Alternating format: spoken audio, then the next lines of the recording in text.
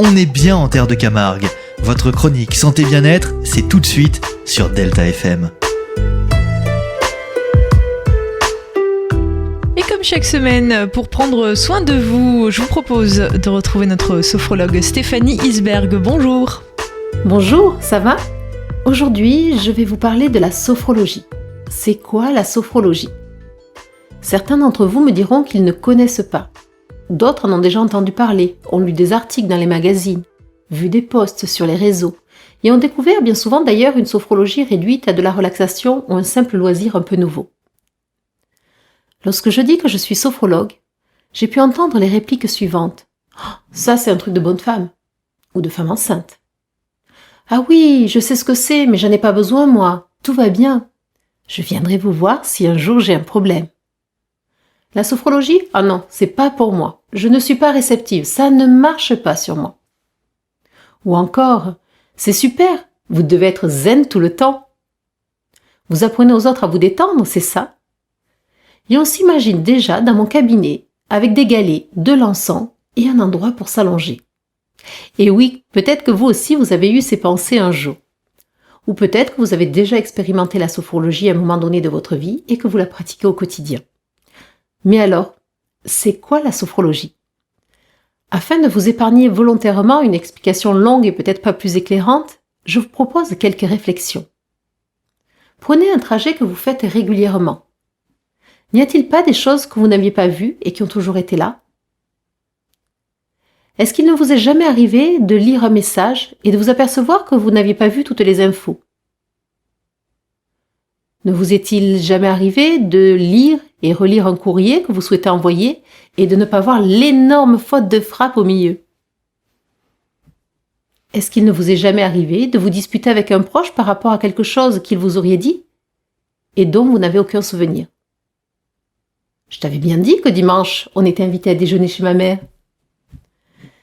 Ce qui fait que parfois, je ne prête pas attention à mon environnement, que je zappe des infos sur un message, ne serait-ce qu'un mot, que je n'entende pas toutes les informations que l'on me donne, ce n'est pas une notion d'intelligence. C'est une notion de conscience. Parfois, on croit savoir, on est persuadé avoir une vision juste de la réalité, de ce qui se joue en nous, de ce qui se joue dans notre relation à l'autre. Mais quelquefois, on projette, on interprète, et on passe à côté. Alors pourquoi je vous donne ces exemples ? Tout simplement car faire de la sophrologie, c'est devenir de plus en plus présent, de plus en plus conscient de ce qui se joue en nous, de ce qui se joue dans notre relation à l'autre, pour pouvoir agir, nous adapter et évoluer.